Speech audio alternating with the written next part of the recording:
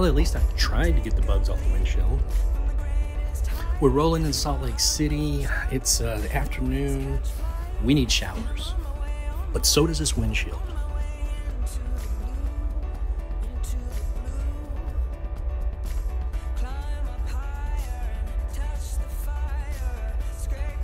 It's a hotel night tonight. We are tired, so let's just cut to the next day.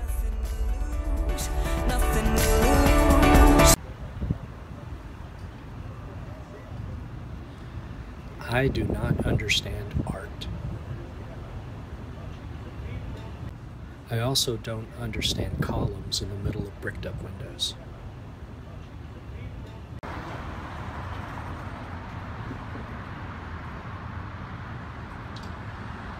You are a world of incongruities.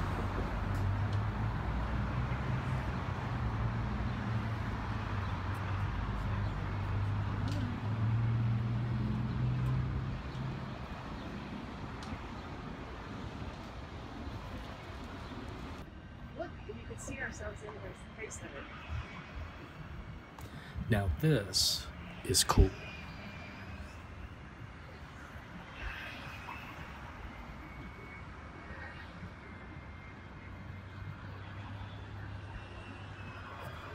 Look, I'm in space. We are at the corner of Temple and Temple, heading there to the Mormon Temple Square, downtown Salt Lake City.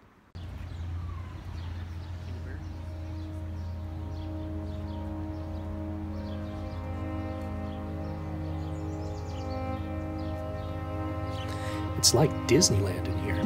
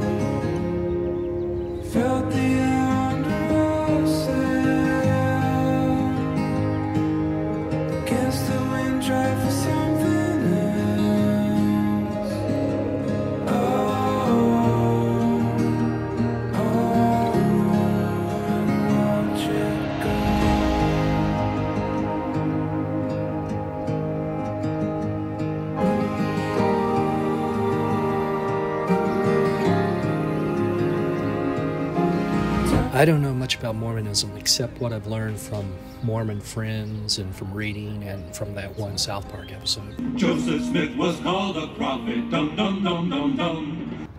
But here's what I do know. Most Mormons are members of the Church of Jesus Christ of Latter-day Saints, which is one of those made-in-America religions. You know, Joseph Smith, Brigham Young, Donnie and Marie, Mitt Romney, all that stuff. I know that Mormons are mostly white. In the early days, they had official policies that discriminated against black people, just like most other religious groups in America at the time. Standing outside Macy's, Salt Lake City, these are only black people I see.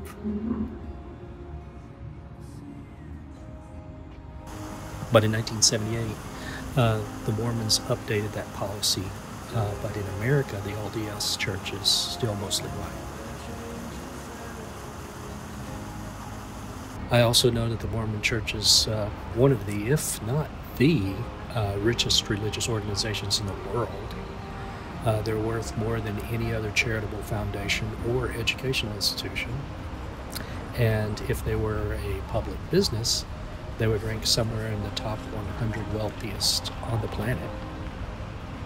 The Boy Scout motto could apply to those in the LDS religion, that is, be prepared. Probably because their religion was shaped by hardship and persecution in the early days. And they have a baked-in prepper attitude that's created a culture that's prepared for disaster.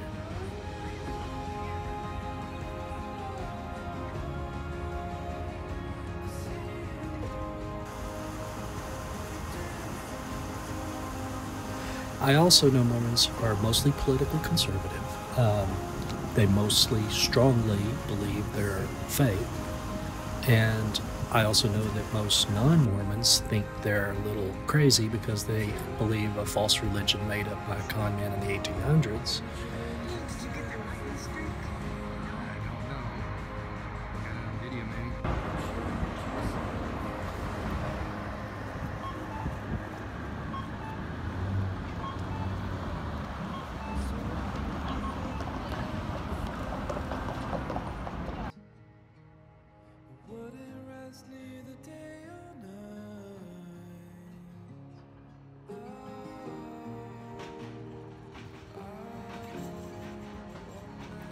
So while we're here, mired in the midst of the Mormon morass, what lesson should we take away from all of this?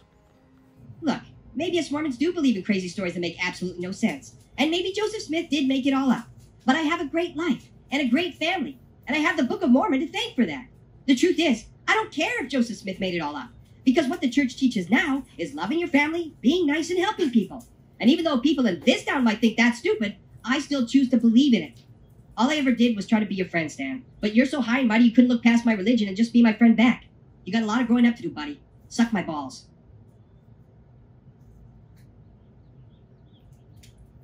Damn, that kid is cool, huh?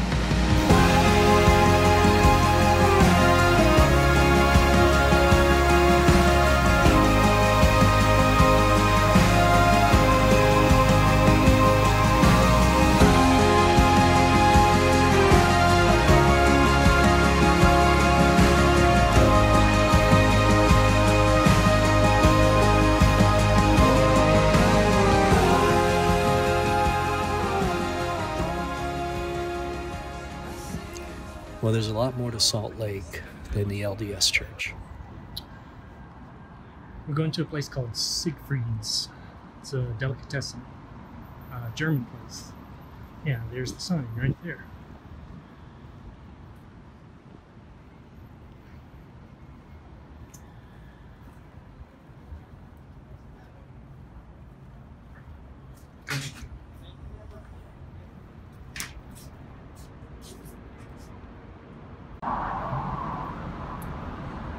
Well, how was it?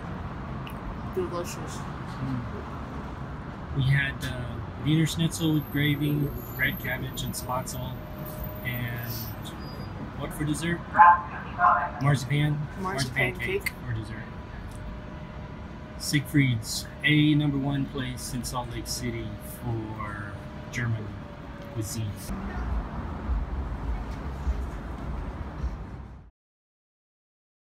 This is the way Sheila Kay does her hair in the morning.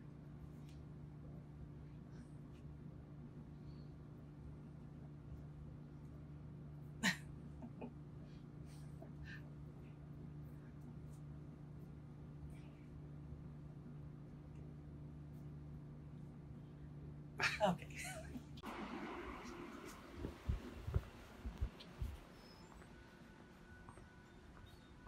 Ruth Steiner.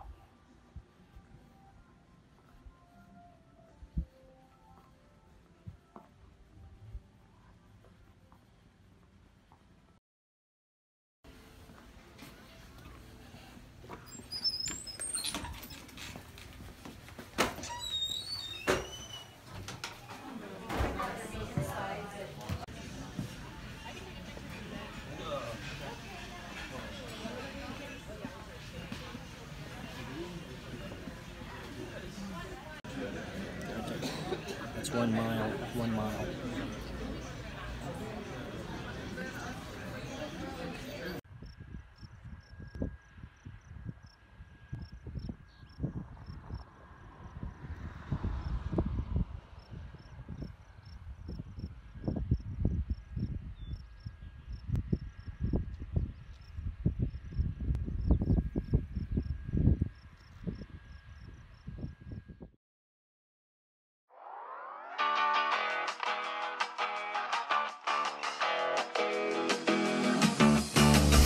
let me show you how to shake your lemonade. Yeah, you don't have to jump on anybody's train. Don't you sweat it when they're throwing you the shade. You can make it.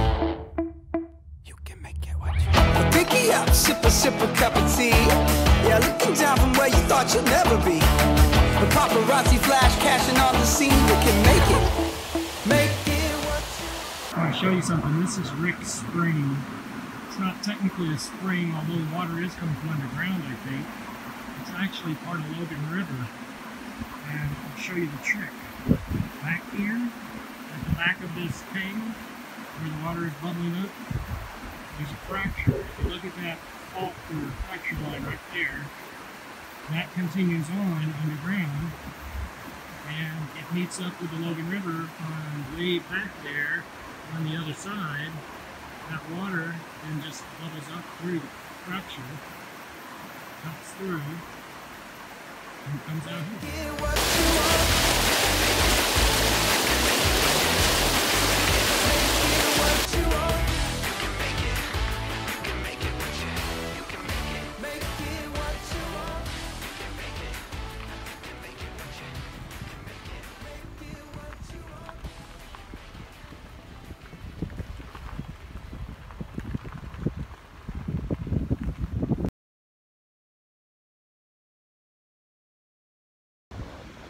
We made it up into the Cache National Forest, and we're going to spend the night here, get some night sky shots. There's still snow on the hills around us, and we are camped right beside a beautiful, beautiful stream.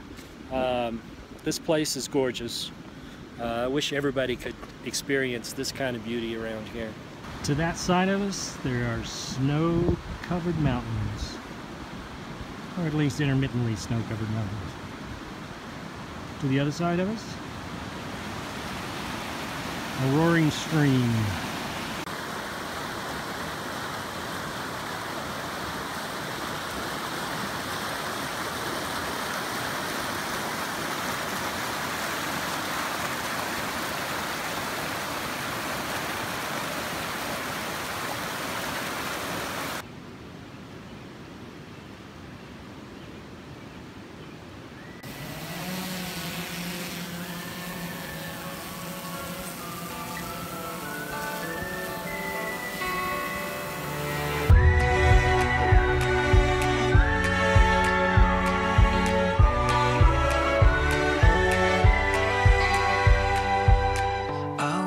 this road, it takes me home where skies are blue. I walk this road because I know it leads to you. No matter when, no matter what, I have a place to go.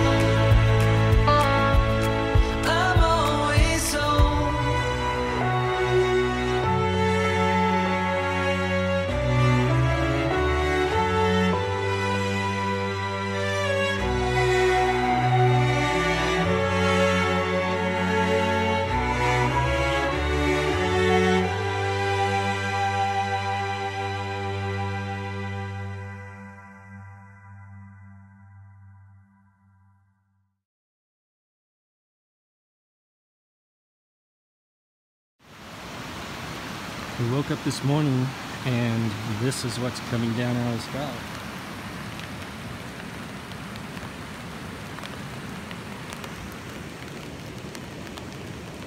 I don't think we'll be today.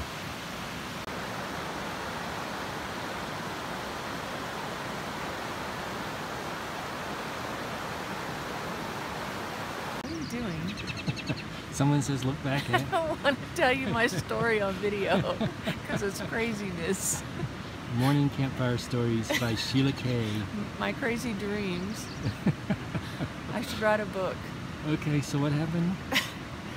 So we all go together to find him. We're flying off in this, I don't know, contraption type thing. Well, the dad, the king, he leaves the wife, and she's really mad. And one of the sisters says, look back at whatever they call her in Arab.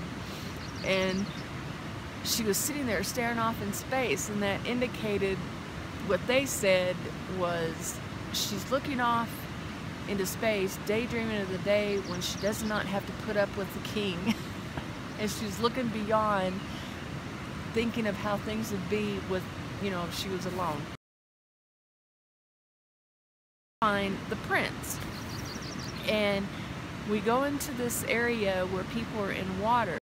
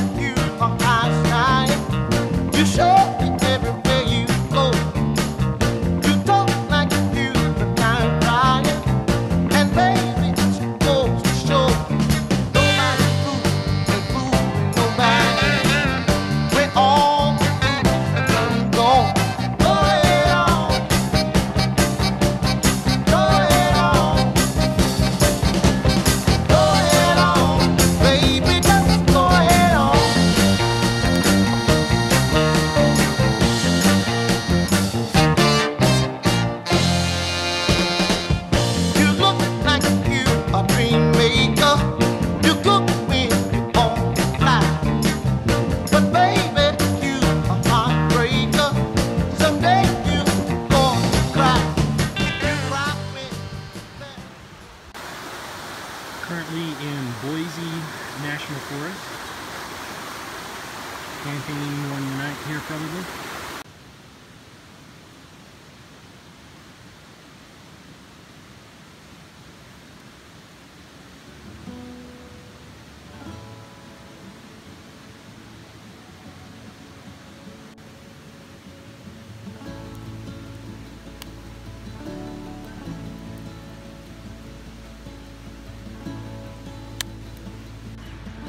Believe it or not, it is 9 o'clock at night.